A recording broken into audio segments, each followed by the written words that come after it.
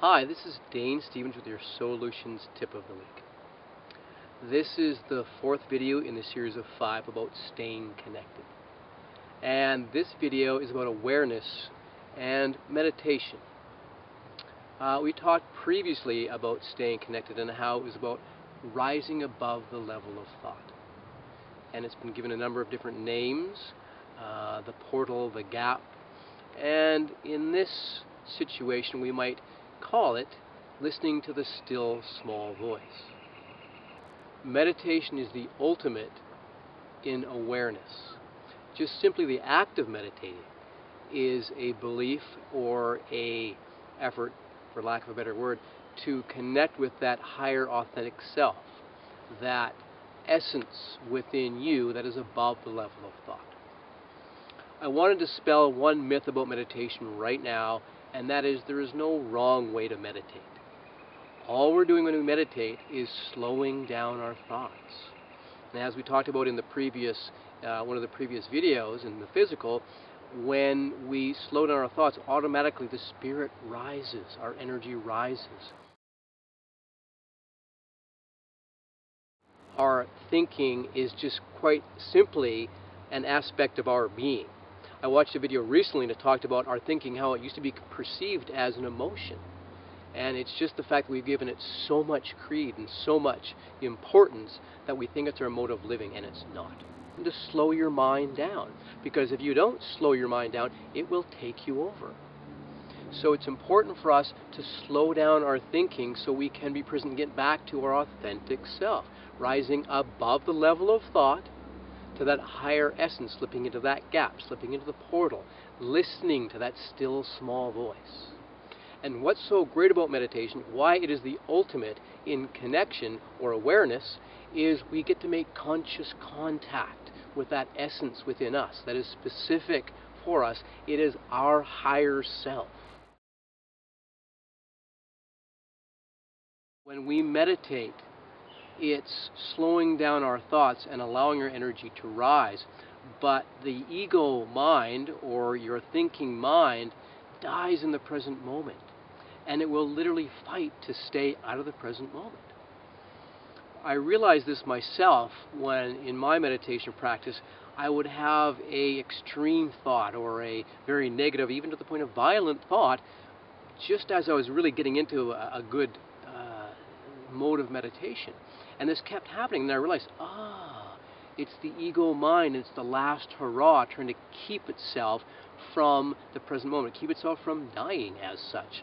And therefore, whenever I have this extreme thought, I'd realize, I'm just about there. And I would break through and become, slip into the stillness, slip into the silence. The ego thinking mind, first of all, isn't a bad thing. It's been given a very bad rap. But realize how we work, really, because realize that our ego thinking mind is how we're able to exist in this physical realm. Because at our very essence, our very core essence, we are energy. And energy takes a negative and a positive pole. The positive pole is spirit, pure potential. It is positive energy. And the other side of that is the negative, which is the thought. And that negative energy is what allows us to appear separate from each other. It allows us our individuality. It allows us to experience contrast.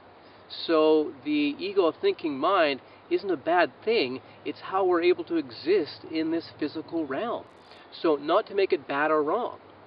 And the interesting thing about meditation is we end up battling our mind and battling our thoughts. But when you have this information, you realize that it's just a tool, that it's doing what it's supposed to do, you'll say, it's just the thinking mind. And say, thank you for sharing, or, I see you, or just let it float on by like a cloud.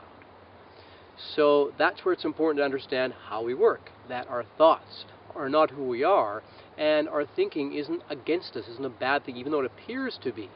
It's not. And as soon as we are able to detach and let our thoughts go, they have no power or control over us.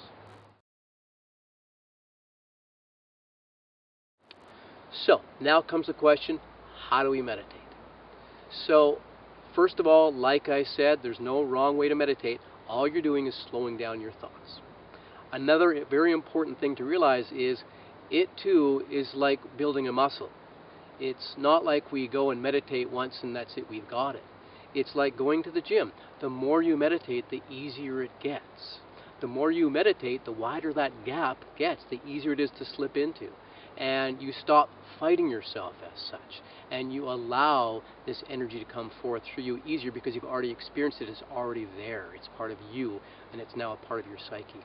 So in the start, when you start to meditate and you start to battle your thoughts, just say to yourself that I am not my thoughts, and this thinking mind is a part of me, and it's not a bad thing.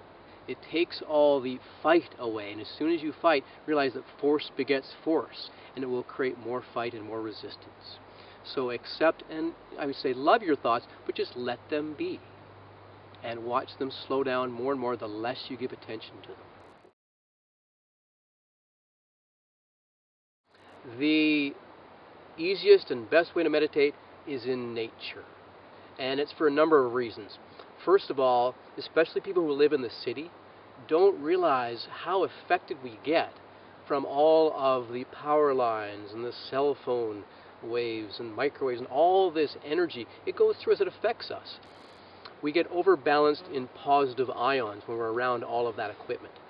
So when we go into nature, and I'm sure you've had the experience where you go into nature, especially by water, or even deep into a forest or what have you, and you come out or leave the river or the ocean, and after even only 10 or 15 minutes, and you feel energized and refreshed. And it's because scientifically what happens is you get rebalanced and you get more negative ions, which put you back into balance again. Another reason for that is because we are a part of nature. As much as we think we're here to dominate nature, no, we are a part of nature. We are a part of this ecosystem. And when we get into nature, it feels like coming home. Because that is, at our very essence, we are a part of nature. We are nature.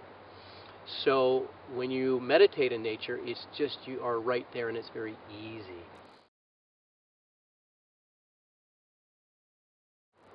So if you do go to meditate in nature, if it's possible, great, do that. And to be by water, I find to be very beneficial. And what you want to do is you want to listen intently. I didn't say intensely, I said listen intently.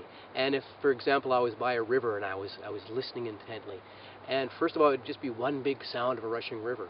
And the more your mind slows down, the more intricate the sounds get.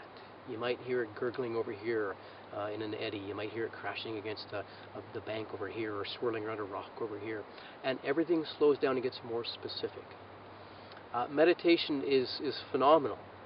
What you'll find out if you don't meditate already, but when you do meditate, everything becomes clearer.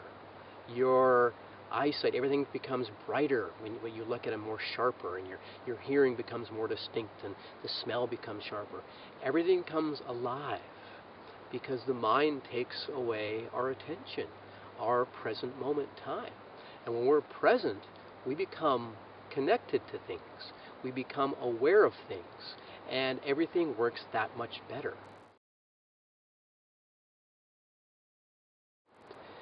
If you're meditating at home, I have a meditation practice which, it's a really interesting story. I thought that I discovered it, and it's using earplugs. And what happened was I moved into the city, and all of a sudden all this noise was around. It was keeping me from having deep meditation, so I put earplugs in. And I noticed when I put the earplugs in, I kept hearing this high-pitched sound. And I automatically just gravitated to that high-pitched sound and started listening into that high-pitched sound.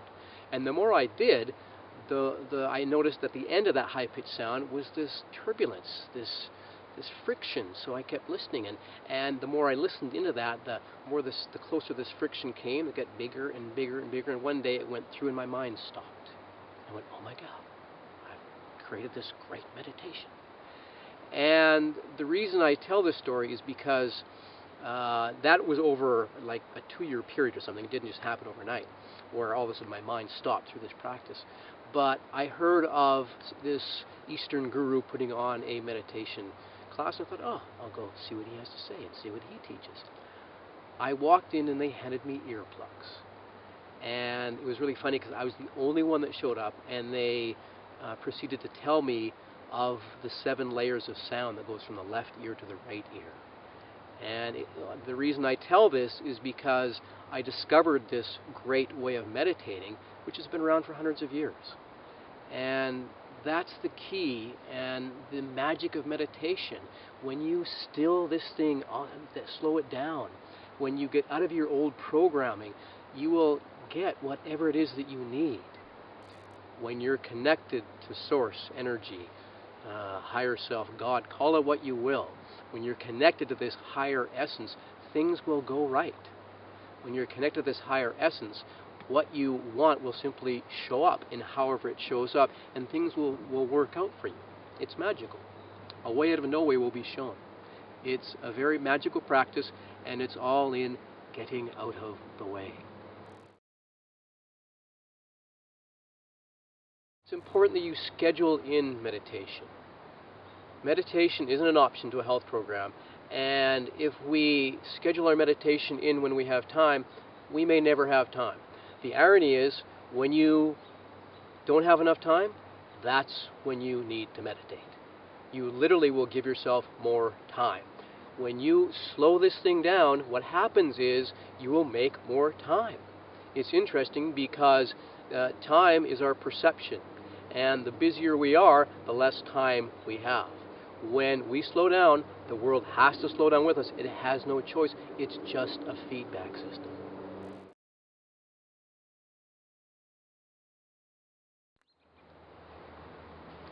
It's important to start your day off with meditation.